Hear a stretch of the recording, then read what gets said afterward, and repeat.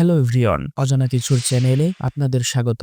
বর্তমানে ইরান ও ইসরায়েলের মধ্যে যে উত্তাল যুদ্ধ চলছে তার শেষ কোথায়? এই যুদ্ধ কি শুধু সামরিক শক্তির, নাকি এটি প্রযুক্তি, রাজনীতি এবং ধর্মীয় আদর্শেরও সংঘর্ষ? আজকের এই ভিডিওতে আমরা বিশ্লেষণ করব এই চলমান যুদ্ধের প্রতিটি দিক, আর শেষ পর্যন্ত একটি প্রেডিকশন করার চেষ্টা করব কে হতে পারে এই যুদ্ধের বিজয়ী। ভিডিওর মাঝে মাঝে আপনাদের উদ্দেশ্যে কিছু প্রশ্ন থাকবে, আপনি অবশ্যই কমেন্ট করে জানাবেন আপনার মতামত। এই যুদ্ধ হঠাৎ করে শুরু হয়নি। ইরান ও ইসরায়েলের মধ্যে শত্রুতার শুরু 1979 সালের ইরানি ইসলামিক বিপ্লব থেকে।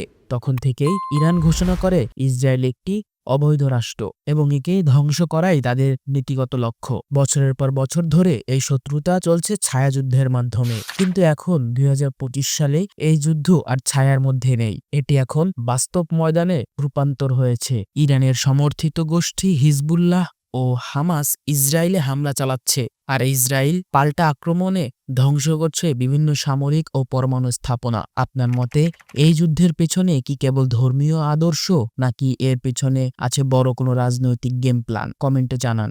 আসুন জেনে নেওয়া যাক চলমান সামরিক শক্তির সংঘর্ষে কে কিভাবে হামলা চালাচ্ছে।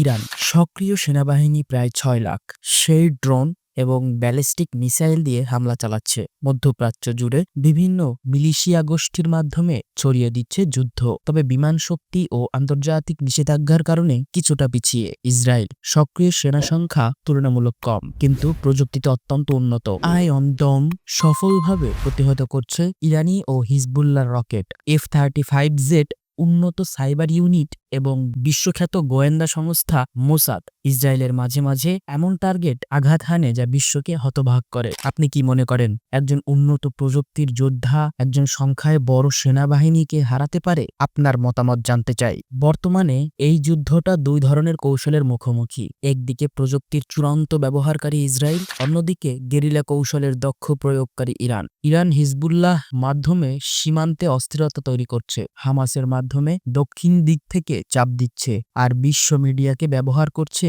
প্রোপাগান্ডার অস্ত্র হিসাবে। ইসরায়েল পাল্টা সাইবার হামলা চালাচ্ছে, ধ্বংস করছে যোগাযোগ ব্যবস্থা এবং স্পেশাল অপারেশন ইউনিট দিয়ে সরাসরি আঘাত হানছে। আপনার মতে এই ধরনের যুদ্ধ দীর্ঘমেয়াদে কার পক্ষে যাবে, প্রযুক্তি না গেরিলা কৌশল? বর্তমানে গাজা, লেবানন, সিরিয়া সব এলাকায় এই যুদ্ধের প্রভাব নিচ্ছে। ইসরায়েলের শহরগুলোতে প্রতিনিয়ত বাজছে সাইরেন, মানুষ ছুটছে ব্যাংকারে। অন্যদিকে ইরানের সীমান্ত এলাকায় চলছে বোমাবর্ষণ, গুপ্ত হত্যা ও সাইবার ব্লকআউট। বিশ্বজুড়ে ছড়িয়ে পড়ছে এই যুদ্ধের প্রভাব। তেল ও গ্যাসের দাম বৃদ্ধি পাচ্ছে, বাজারে ছড়াচ্ছে অনিশ্চয়তা এবং জাতিসংঘ ব্যর্থ দৃষ্টিতে দেখছে এই সংঘর্ষ। আপনি কি ভাবেন, এই যুদ্ধ নিয়ন্ত্রণের বাইরে চলে যাচ্ছে? এটি কি ধীরে ধীরে বিশ্বযুদ্ধে পরিণত হতে পারে?